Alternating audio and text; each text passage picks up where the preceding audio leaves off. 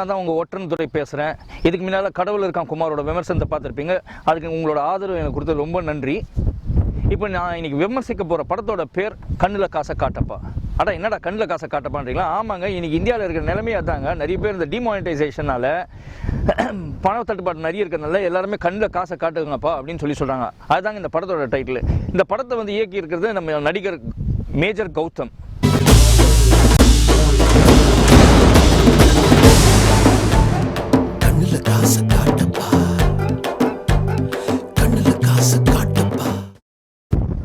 இந்த படத்தோட நாயகன் அரவிந்த் ஆகாஷ், கதாநாயகி சாந்தினி, அஸ்வதி பண்ணியிருக்காங்க. இவங்க இல்லாமல் இவங்க கூட வந்து MS பாஸ்கர், நம்ம யோகி பாபு பண்ணியிருக்காரு, விச்சு பண்ணியிருக்காரு. அதுக்கப்புறமா வந்து கோரியோகிராஃபர் கல்யாண் வந்து இந்த படத்தில் வந்து ஒரு மெயின் லீட் பண்ணியிருக்காரு. ஃபுல் அண்ட் ஃபுல் காமெடி பண்ணியிருக்காரு. இவங்க எல்லாரையுமே வச்சு இந்த படத்தை வந்து நம்ம மேஜர் கௌதம் அழகாக இயக்கியிருக்காரு. இந்த படத்தை வந்து மேஜர் கௌதம், மிஸ்டர் சுகர், கமல்னு ஒருத்தர், அதுக்கப்புறமா வந்து நம்ம டான்ஸ் மாஸ்டர் கல்யாண், 4 பேரும் சேர்ந்து ப்ரொடியூஸ் பண்ணியிருக்காங்க. இந்த படம் வந்து இந்தியாவில் கொஞ்சம் நேரத்துக்கு மீதி ஃபுல் அண்ட் ஃபுல் மலேசியாவில் தான் ஷூட் பண்ணியிருக்காங்க. இந்த படத்தை பற்றி நம்ம வந்து என்னன்றது பார்ப்போம். இந்த படத்தோட விமர்சனத்தை பற்றி நம்ம பார்ப்போம். இதுக்கப்புறமா படத்தோட கதை என்னன்னு பார்க்குறீங்களா? அதாவது தமிழகத்தில் இருக்கிற ஒரு மினிஸ்டர் வந்து அவர் வந்து ஒரு 100 crores பிளாக் மணியை வந்து மலேசியாவில் வந்து பதுக்கி வச்சிருக்காரு. அந்த பிளாக் மணியை வந்து அவர் எப்படி டெபாசிட் பண்ணலான்னு பார்க்குறாரு. ஒரு ஹவாலா ஏஜென்ட் மூலமாக கொலம்பியாவில் டெபாசிட் பண்ணலாம்னு சொல்கிறாங்க. அதுக்கு ஒரு ஹவாலா ஏஜென்ட் மூலமாக விச்சுவை வந்து மலேசியாவுக்கு அனுப்புகிறாரு. அந்த மலேசியாவில் விச்சு இருக்கும்போது இதை வந்து 2 திருட்டு கும்பல் வந்து நம்ம விச்சு கிட்ட வந்து ஒரு 100 crores பணம் இருக்குதுன்னு தெரிஞ்சுட்டு வராங்க. அவங்க அந்த பணத்தை கொள்ளை அடிக்கிறாங்களா, விச்சு அதை சேஃப் கார்ட் பண்றாரான்றதான் மீதியம் உள்ள கதை. 100 கோடியா? உங்களுக்கு 100 கோடியில் எவ்வளவு வேணும் சார்? மாத்த முடியுமா முடியாதா? மாத்தலாம் சார், நம்ம கிட்ட ஒரு ஆள் இருக்கு.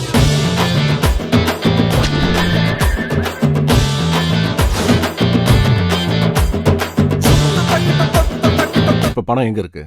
பணம் மலேசியால இருக்கு. படத்தோட நாயகன் அரவிந்த் ஆகாஷ், அவர் ஆக்சுவலாக வந்து ஒரு ஃபஸ்ட்டு ஸ்டார்ட்டே வந்து ஒரு டெலி சீரியல் தான் நடிச்சிருந்தார். அதுக்கப்புறமா வந்து படத்துலலாம் வந்து ஹீரோ ஃப்ரெண்ட்ஸிலாம் 4-5 ஹீரோ கூட நடிச்சிருந்தார். ஆனால் இந்த படம் அவர் வந்து முதல் முறையாக ஒரு சோலோ ஹீரோவாக பண்ணியிருக்காரு. ஆனால் அந்த சோலோ ஹீரோவாக பண்ணும்போதும் வந்து ஒரு காமெடி படத்தில் வந்து நல்லா சூஸ் பண்ணியிருக்காரு. அந்த காமெடி படத்தில் ஒரு நல்ல பொருத்தமாக இருந்திருக்கு. அவரோட பர்ஃபார்மன்ஸ் அவ்வளோ நல்லா இருந்திருக்குது. கதாநாயகி பார்க்குறீங்களா, சாந்தினி. இந்த சாந்தினி வந்து பார்த்தீங்கன்னா சித்து +2 அறிமுகம். அதுக்கப்புறம் சின்ன சின்ன ஹீரோயினாக பண்ணியிருந்தாங்க. பட் சரியான கேரக்டர்ஸ் அவங்களுக்கு இந்த படத்தில் அவ்வளோ நல்லா பர்ஃபார்மும் பண்ணியிருக்காங்க, கிளாமராகவும் பண்ணியிருக்காங்க. அதுதான் ஒரு ப்ளஸ் பாயிண்ட். இது வரைக்கும் சாந்தினி அந்த அளவுக்கு கிளாமர் பண்ணல. இதில் வந்து பார்த்தீங்கன்னா ஒரு பார் சாங் இருக்குது. அதுக்கப்புறமா வந்து செகண்ட் ஹாஃபில் பார்த்தீங்கன்னா ரொம்ப ஒரு கிளாமராக ஷார்ட்ஸ் போட்டு நடிச்சிருக்காங்க. இந்த படத்தில் கண்டிப்பாக யூத்லாம் வந்து உண்மையிலே சாந்தினியை வந்து பார்க்கறதுக்கோசரமே போவாங்க. அந்த அளவுக்கு ஒரு கிளாமர் இருக்குது அவங்க கிட்ட இந்த படத்தில். படத்தோட 2வது கதாநாயகி அஸ்வதி. இந்த அஸ்வதி பார்த்தீங்கன்னா புதுமுகமாக இருந்தாலும் நல்லா பண்ணியிருக்காங்க. அவங்களோட பர்ஃபார்மன்ஸ் நல்லா இருக்குது. அவங்களும் கொஞ்சம் கிளாமர் காமிச்சிருக்காங்க இந்த படத்தில். இவங்க முடிஞ்சதுக்கப்புறமா பார்த்தீங்கன்னா விச்சு, அதாவது நம்ம சுந்தர் சி டைரக்டர் இருக்கார்ல, அவருக்கு ஆசான ஒரு நடிகர் வந்து ரொம்ப க்ளோஸ் ஃப்ரெண்டும். அந்த விச்சு வந்து இந்த படத்தை மெயின் கேரக்டராகவும் பண்ணியிருக்காங்க. காமெடி பிளேவாக நம்ம ஜென்ரலாக பண்ணியிருக்காங்க. அவரோட ஆக்டிவிட்டீஸே காமெடியாகவும் இருக்கும். அவர் தான் வந்து ஒரு படத்தில் வந்து இந்த ஒரு ஹவாலாக்கு பணம் எடுத்துகிட்டு போகிற ஒரு ஆள். அவரோட கேரக்டர் நல்லா பண்ணியிருக்காரு. ஸ்டோரி அவர் மேலேயும் ட்ராவல் ஆகுது. இவங்க இல்லாமல் MS பாஸ்கரும் யோகி பாபுவும் பண்ணியிருக்காங்க. MS பாஸ்கர் யோகி பாபுவோட காமெடிக்கு அளவே கிடையாதுங்க. அதுவும் வந்து இந்த படத்தில் வந்து ஹூ ஸ்டீல்ஸ் த ஷோ அப்படின்னு பார்த்தீங்கன்னா கண்டிப்பாக யோகி பாபுவை சொல்லாங்க. யோகி பாபு அவ்வளோ அருமையாக பண்ணியிருக்காரு. அவரும் MS பாஸ்கரும் பண்ணுற பேரில் வந்து பார்த்தீங்கன்னா அந்த இதில் சில சீன்ஸில் பார்த்தீங்கன்னா நம்ம யோகி பாபு MS போடா அப்படின்னு நான் சொல்ல, அதுக்கு வந்து கண்டிப்பாக மக்கள் வந்து கிளாப்ஸ் அவ்வளோ கொடுப்பாங்க. அந்த அளவுக்கு பண்ணியிருக்காரு. இது இல்லாமல் இதுவரை ஒரு கோரியோகிராஃபராக தான் நம்ம வந்து டான்ஸ் மாஸ்டர் கல்யாணை பார்த்துருப்போம். ஆனால் இந்த படத்தில் வந்து ஒரு மலேசியா டானை நடிச்சிருக்காரு. அவர் அவ்வளோ சீரியஸாகவும் காமெடியாகவும் பண்ணியிருக்காரு. உண்மையிலேயே அவருக்கு வந்து மக்கள் மத்தியில் ஒரு நல்ல வரவேற்பு இருக்குன்றது கண்டிப்பாக தெரியுதுங்க இந்த படத்தில். 33 கோடினா கொலை பண்ணலாம். 100 கோடியா? 100 கோடி இல்லை, ஒரு நோட்டு 20 கோடி. 100 சீட் 108 சீலா சென்னையிலமா 86 கோடி ரூபா. 300 கோடி ரூபா. ஓகேவா சார்? இவ்வளோ பாசிட்டிவ் சொல்லிட்டீங்க, படத்தில் நெகட்டிவே கிடையாதா? அப்பா நான் இந்த காஞ்ச செடியை நோண்டின்னு இருக்கிறேனே இந்த கேள்வியே வரலையான்னு பார்த்தேன். நீங்கள் கேட்குறது எனக்கு புரியுது. இந்த படத்தோட இசையை வந்து திவாகர் சுப்பிரமணியன் ஒருத்தர் பண்ணியிருக்காரு. அவர் தான் கொஞ்சம் ட்ராபேக்குங்க இந்த படத்தோட இசை. அதுக்கப்புறமா வந்து சாங்ஸும் வந்து பெருசாக சொல்கிற அளவுக்கு அது கிடையாதுங்க.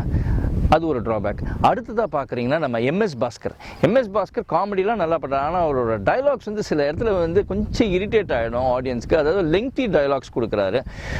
அது வந்து சில சமயத்தில் வந்து கொஞ்சம் இரிட்டேட் ஆகிடும். அதை வந்து கொஞ்சம் ஆடியன்ஸ் ஃபீல் பண்ணுறாங்கங்க. சரி, படத்தோட இயக்கம் யாருன்னு பார்க்குறீங்களா? நம்ம இது வரைக்கும் நம்ம வந்து நிறைய பழைய படத்துலலாம் மேஜர் சுந்தரராஜனை பார்த்துருவாங்க. அவர் வந்து இங்கிலீஷ் தமிழ் ரெண்டுத்தையும் சேர்த்து பேசுவார். ஆனால் அவரோட சன் வந்து நடிக்க வந்ததுக்கப்புறம் அவர் வந்து பெருசாக மேஜர் கௌதம் வந்து படத்தில் நடிக்க வந்ததுக்கப்புறம் பெருசாக ஷைன் ஆகலை. ஆனால் அவர் வந்து இவ்வளோ நாள் சினிமாவில் கஷ்டப்பட்டதை இந்த படத்தை இயக்கி ஜெயிச்சிருக்காருன்னு தான் சொல்லணும். ஏன்னா படத்தில் வந்து அவ்வளோ அந்த அளவுக்கு ஒரு காமெடி ஹியூமர் எல்லாமே கொடுத்துருக்காரு.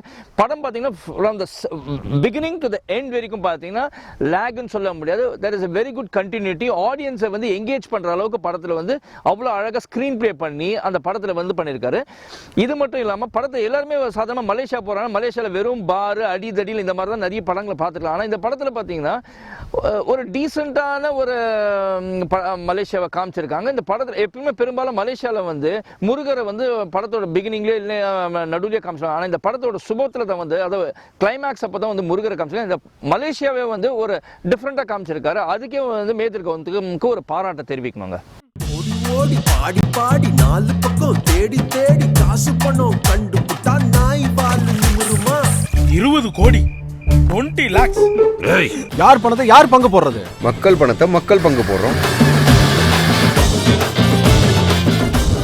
சரி, கண்ணில் காசை காட்டப்போ பற்றி இவ்வளோ சொன்னீங்க. படம் எப்படிதான் இருக்கு? ஒரே வரியில் சொல்லுங்க பார்ப்போம். அதாவது படத்தோட டைட்டில் தாங்க கண்ணில் காசை காட்டப்பான்னு ஏங்குற மாதிரி இருக்குது. ஆனால் மக்கள் வந்து ஒரு நல்ல படத்தை காட்டுங்க அப்படின்னு சொல்லி ஏங்கிட்டு இருக்க நேரத்தில் அதை வாரம் சில சமயத்தில் பார்த்தீங்கன்னு வறுத்து எடுக்கிற படமாக வரும். ஆனால் இந்த கண்ணில் காசை காட்டப்பா மக்களை திருப்திப்படுத்துன்றதுல எவ்வகையான குறையும் கிடையாதுங்க. கண்டிப்பாக எவ்வகையான சந்தேகமும் கிடையாதுங்க.